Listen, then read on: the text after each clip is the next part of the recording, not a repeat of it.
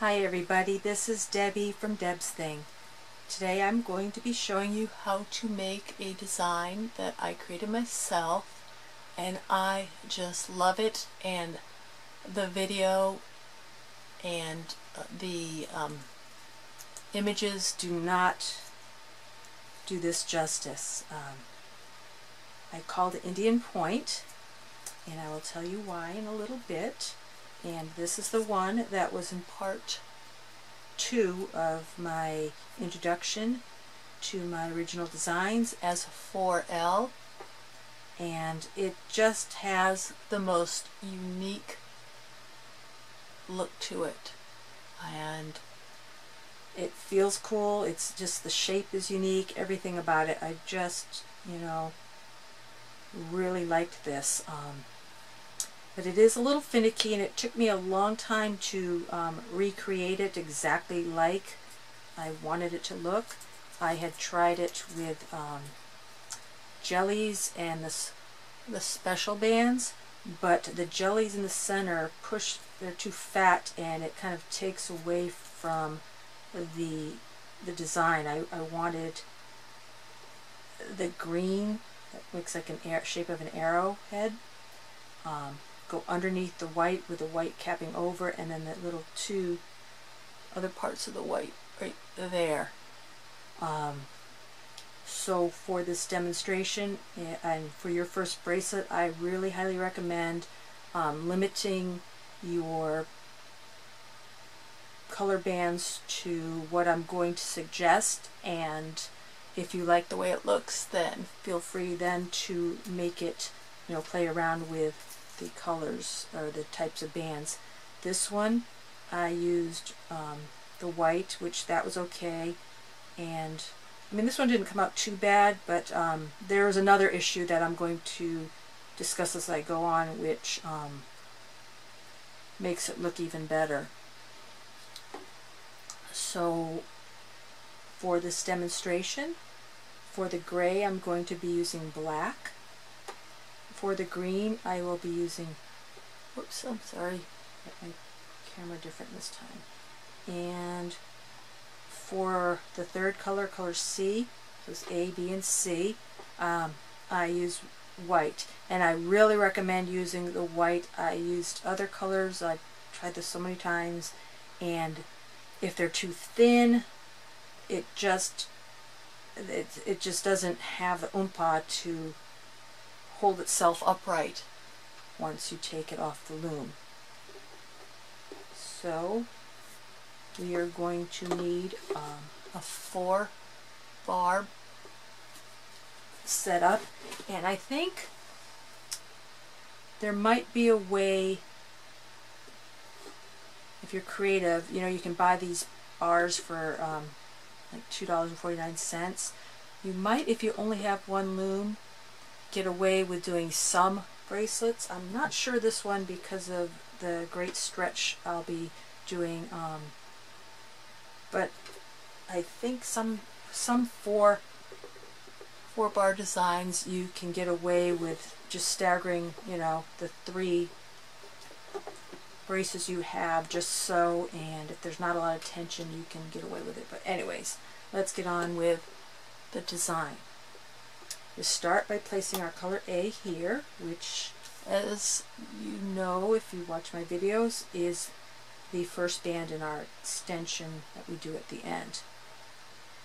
Next, we are going to take color A and make an X. If you want to follow the same direction that I did, start with this one and then do this one. It'll just be easier to understand as we go along. Next, we're going to take our B color band and simply make triangles. Take it across these 2 middle and out to that single one. Very, very simple. The third step is to take your C color band, and this is why it needs to be a hardy band, because it's going to be stretched fairly taut. And one of the things that is required to make this design look right is by doing this in this particular order. Start with the band on the bottom and bring it across the top, and then take the bottom one and bring it over these bottom pins. Now the thing that you're going to have to remember is I alternate the direction of placing the black bands, the background bands. So this one is on top, so I want it on the bottom on this section. So I'm going to place it first. So then it'll be underneath this one. So now this one was on top, but it's underneath here. Still place your other bands like this. And then here we go. Stretch it across. Bring this over and bring this down. Always doing the bottom up first and then pulling it back second. So this time, this one being on top, going in this direction, will be the first one we place, so it remains on the bottom. And there's a reason for that, and it was just trial and error. Found that this was the best way to make this design look exactly as I wanted it to. Well, anyways, I'll stop here and explain why I named it Indian Point. Indian Point was a campground my parents bought for my uncle back in 1973, and my cousins had lived there before me. They were much older, and my uncle, had the bulldozer, and he developed a lot of the land, and I guess they uncovered a lot of arrowheads because it used to be a summer Indian camp, to the best of my knowledge. But when us much younger cousins came in, me, my brother, and my sister, we never found any. Although I found out that my younger siblings, in rummaging through the nearby woods, kept finding these old rusty cans of corn. I don't know.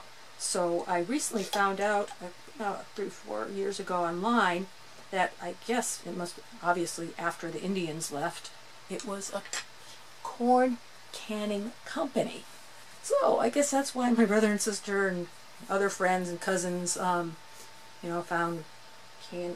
old cans of rusty corn. I don't think they tried eating them, though. I think they just thought it was interesting finding those old cans, and I'm sure they probably weren't even the same material of the cans we use today. I really don't know. It's a long time ago. So I will show you one more time.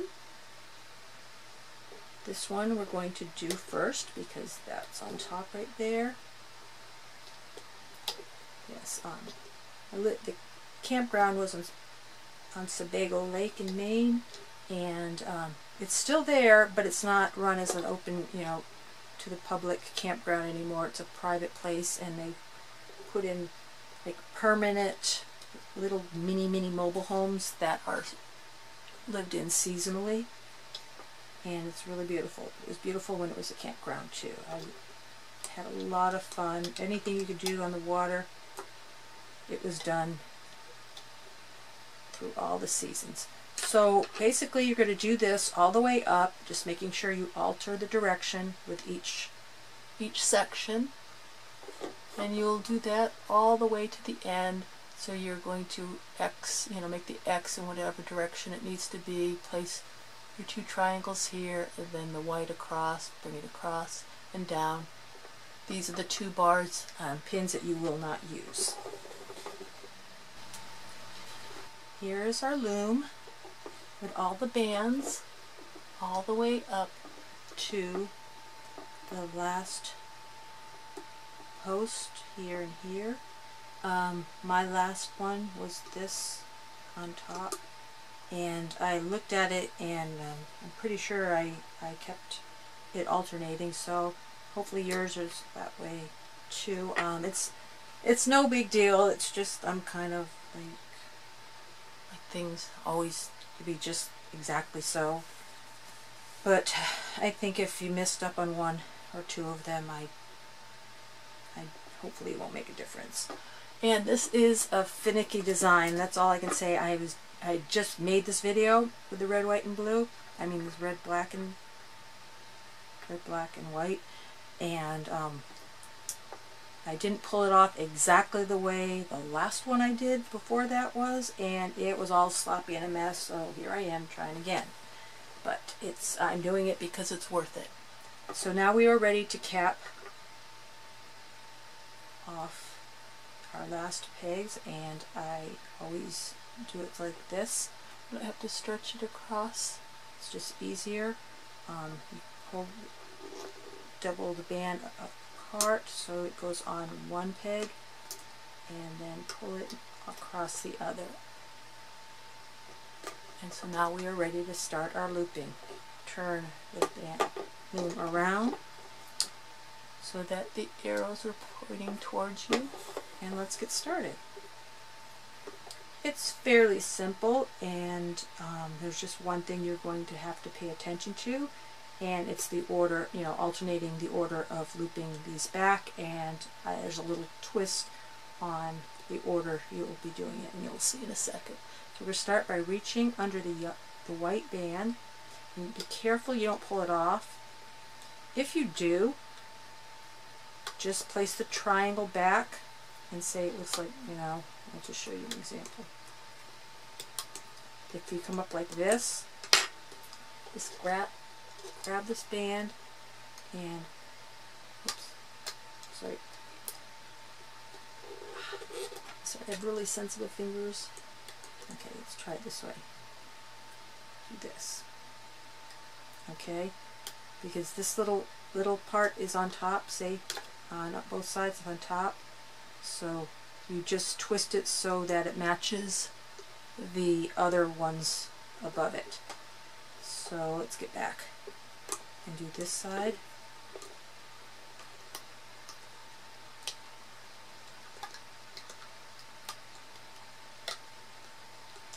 Okay, now this is where, come on, it differs a little. Generally, most designs, we loop the top band first, which would be this direction, but I found that it leaves the center way too loose, and you don't get this very unique little design with the way the bands turn out. So we are going to reach and get the one that's underneath first. I just think puts a little more tension on this twist here, because they're kind of, wrapping themselves around each other a little tighter. Get down all the way to the bottom and just bring it back to its home peg or pin. So again, we reach under carefully, grab the red, the B color, bring the tip of the triangle across its base, and do the same on the other side. And you can push it down a little bit so you just have a little more working room. And so now, the last time this was the one underneath, this is the one underneath this time. So we are going to start on this side. As I said, we are alternating as we go up. This side we start crisscrossing the A color bands. So we reach down under here. It's easier for me to grab like that. Sometimes this is hard when you're not at a good angle. It's much easier when you're not underneath the camera and you can have it like sit back with your more in your arms like this, in a more relaxed position. So let me show you a couple more times. Reach under, pull the triangle tip across its base, do it on the other side. Look for the one that's on the bottom, which is this one, and underneath, and do that one first. And I'll show you one more time. Grab the tip of the triangle and bring it across its base. Go on this side and do the same. And then lastly, find the rubber band, which is underneath, which is going to be on this side this time. And you really do want to do this right, because I think it'll just have some black band kind of popping up through the design if you do it. But if you make a mistake, take the one on top, put it back on this band, and just switch it. It's a pretty easy correction, because there's nothing in the way. If it should have been the other way, you would just take this band off and kind of drape it over this one, and then take this one off, and then switch the order. So it's an easy fix. You can figure it out if you do make a mistake. Okay, have fun making this happen. So here we have our fully looped loom. It should not have been too hard, and now we are ready to place the extension. And if you've watched me before, unless you have the extra bars and want to make an extended length band bracelet, we are forced to make these unattractive little extensions. So here we go. As I stated, this one underneath here is our first extension band, and it makes it really easy, because especially on a design like this, it would be really hard to bring everything over to one pin and then have to worm reach down and pull a band through all these very tight, fairly tight bands that are on the pin. So we reach down on one side and pull it out, hold it with a hand that does not have a hook in it, so we can grab the other one and then place it on the hook, so both sides are on the hook now. Leave a little bit of slack, turn the pin upside down, grab a band, and gently work it through those two. And if it doesn't work like that, oh, I did a big boo-boo, but hopefully I can just grab this.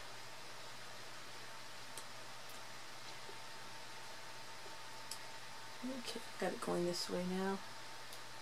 I don't usually do it this way, but nevertheless. Okay, we're still going to do the same thing. Turn it upside down and try to keep them lined up. And so one's not, when I had it like this, it's a little, the band here is a little twisted. The loop isn't fully opened, and makes it a little more difficult.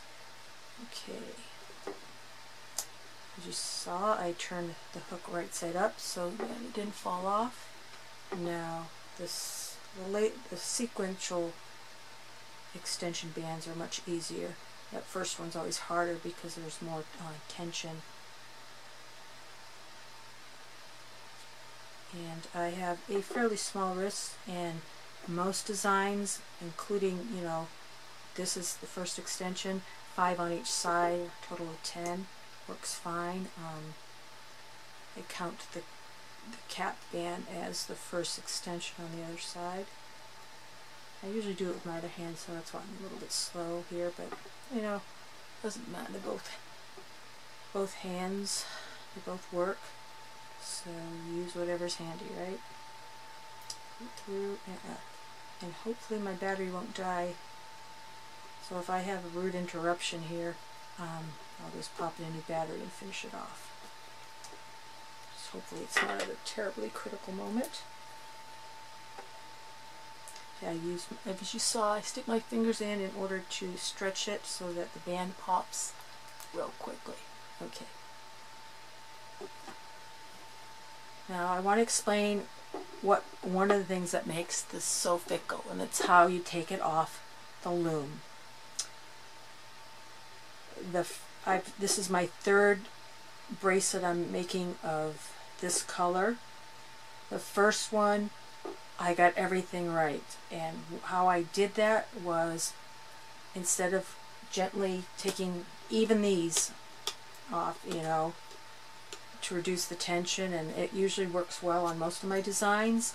This one, for whatever reason, requires it to be pulled off in order to make all these bands set the way they do. So here we go. This is just hard for my fingers, so just work it up. Yeah, just pull it. You know, and just grab it as you have to.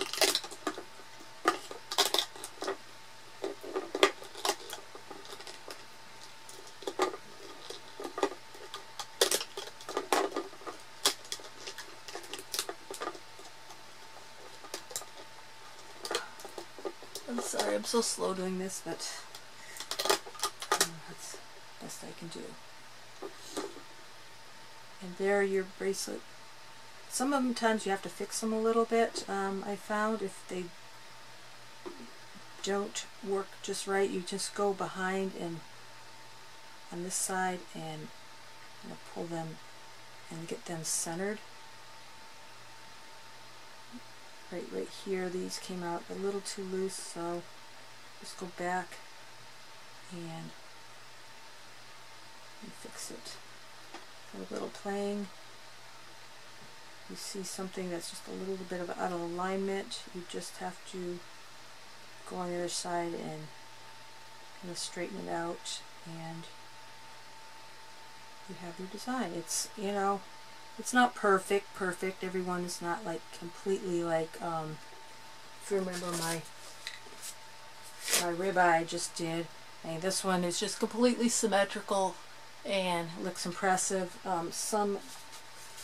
Some designs are a little more fickle and not completely, you know, they don't come off the loom exactly, but boy, when this one does, it's totally worth it.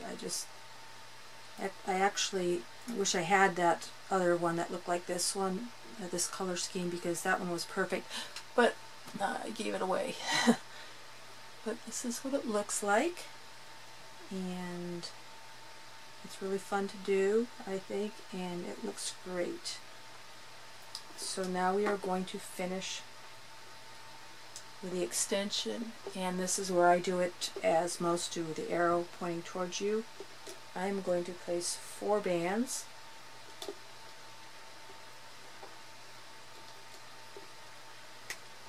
And I think most people, even sometimes an extra band works for me too. And you grab your cap, stretch it across this last pin, then stretch it over the next one so that you have it secure so that you can loop back. And also, I've found the bracelets, after they like sit overnight or a couple nights, they kind of, their elasticity and kind of pull themselves back in, and it looks better in the next couple of days. So here we have, not my best version, but you've got the hang of it, and I'm really anxious to see you try this, because when it comes out right, it's just really cool. I mean, I do like this one, but it's a little flatter. This one came out, you know, really good. This one is nice, although I did work the bands off, but I think because they were one of those, the Persian blacks, you know, they're sitting pretty right. The pinks are nice and flush, and the black band rounds over it very nicely. Where I did it with this, I used the dark brown from the camo pink mix, and I use a Persian teal green and a metallic blue, and this one turned out nice. And maybe maybe using the opaque underneath and thicker, whether it be jelly or whatnot, bands for colors B and C is the real trick. You know, it's just, sometimes it's, oops, I'm so sorry. I'm kind of lost. I'm looking at my thing, and my center used to be up here, and for whatever reason my camera above me wants to be over here, so I'm really disoriented. And so there you have Indian point. Please give this a try. It's a really nice bracelet, and you might have to do it a couple times to get it exactly like, especially these two are the ones that came out the best. So please feel free, if you do like this bracelet and it comes out as nice as these two did, feel free to share it, and you will find it on Instagram under just hashtag Deb's Thing. And feel free to subscribe to me if you'd like to see more of my upcoming designs. I still have well over 100 to go, and I'm sure that will, you know, dwindle away slowly as I come up with new designs in between my videos. Thank you so much for watching.